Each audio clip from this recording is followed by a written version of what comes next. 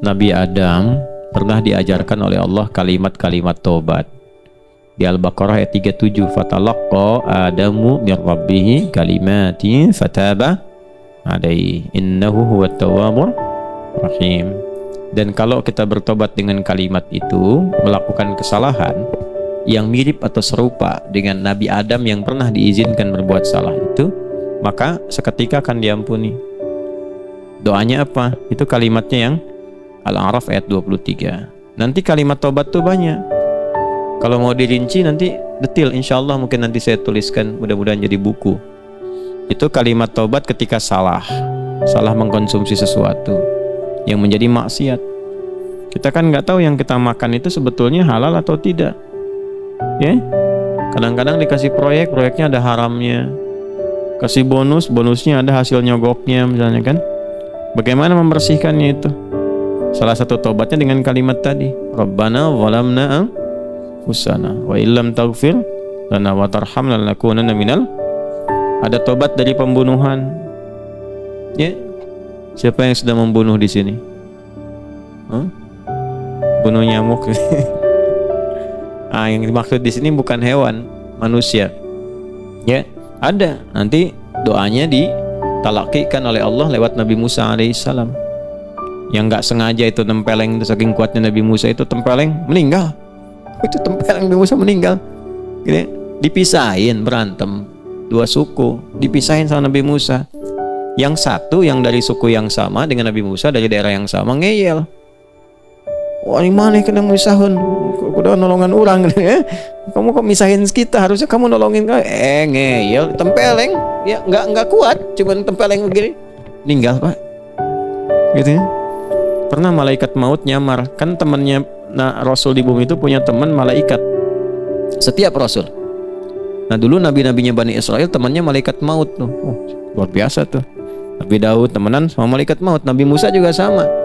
Malaikat maut nyamar di hadis Muslim. Datang ke Nabi Musa. Nggak bilang-bilang. Tempeleng. Lok. Begitu ditempeleng keluar matanya.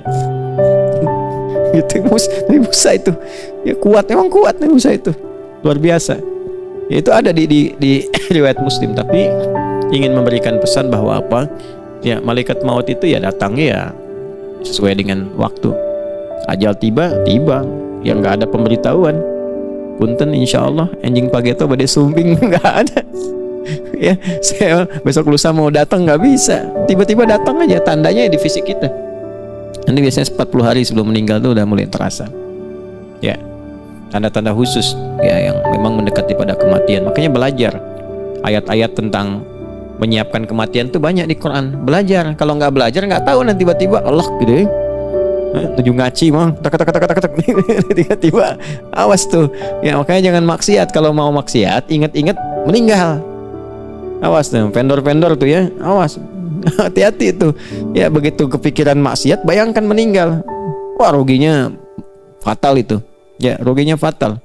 Kalian juga sama nih ya, lagi belajar tuh hati-hati jangan maksiat. Begitu maksiat meninggal ruginya total itu ya. Tuh Yogi tuh, Gi, kamu minuman tuh punya siapa? Udah izin belum tuh? Awas tuh begitu diminum meninggal kamu. Nah itu yes ya. Nah itu malaikat maut tuh.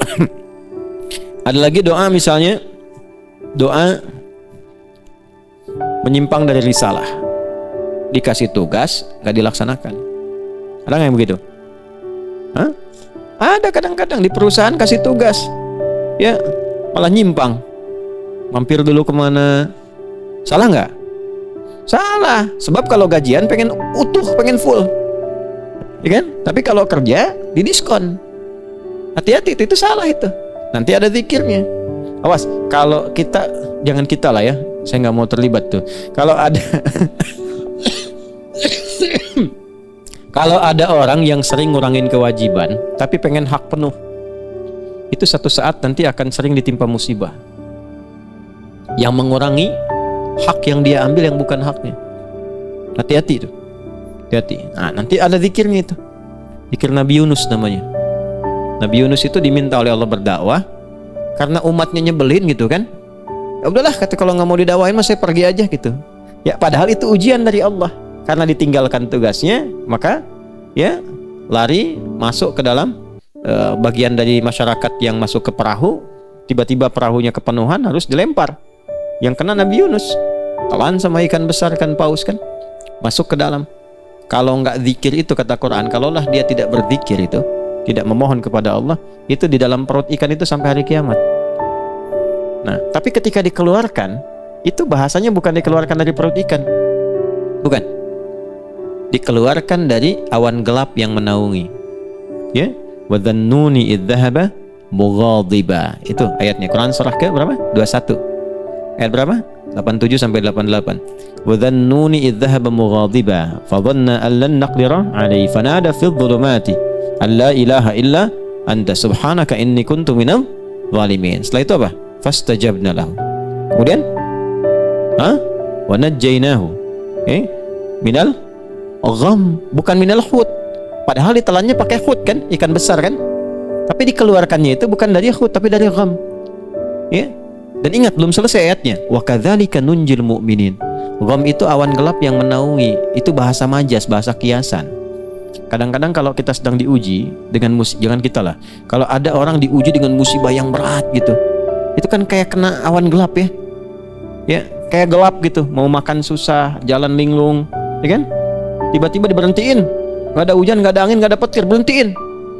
Proyek udah lelang, keluar miliaran, nggak dapat, diserobot orang, kayaknya gelap, gitu. Jalan pusing, kasih ayam nggak mau karena belum dimasak. Linglung, jalan capek gitu ya. Nah itu gham namanya. Ya, nah zikirnya apa? Sebelum berzikir, diingat-ingat dulu ada salah apa yang pernah dilakukan dulu. Mungkin ada tugas yang belum beres, ada hak orang yang terambil. Nah, diistighfari dulu. Karena ujung ayatnya wa kadzalika nunjil mu'minin. Kalau ada orang beriman pernah berbuat begitu, ya, berzikir yang sama akan diselamatkan oleh Allah. Zikir di Quran tuh banyak. Banyak sekali. Ya, ada ayat-ayat pengentas utang. Ada ayat-ayat pengentas kegelisahan. Ya, ada nanti ijazahnya ada. Nanti itu saat kalau saya ada waktu mungkin dituliskan, ya, nanti jadi pegangan. Zikir sakit ada, zikir sakit. Zikir menikmati sakit dengan zikir minta sembuh ada. Ada menikmati sakit tuh. Jadi menikmati kesabaran yang Allah berikan lewat sakit ada. Ya, kurang lebih begitu ya. Ya, jadi lengkap di Quran tuh lengkap sekali, Masya Allah, dengan semua keadaan manusia. Apa yang dialami itu langsung ada obatnya. Itu cuma di Quran. Makanya rajin baca Quran. Ya, iya supaya tahu obatnya. Kalau enggak, makanya Quran kan obat disebutnya. Quran surah 17 ayat 82.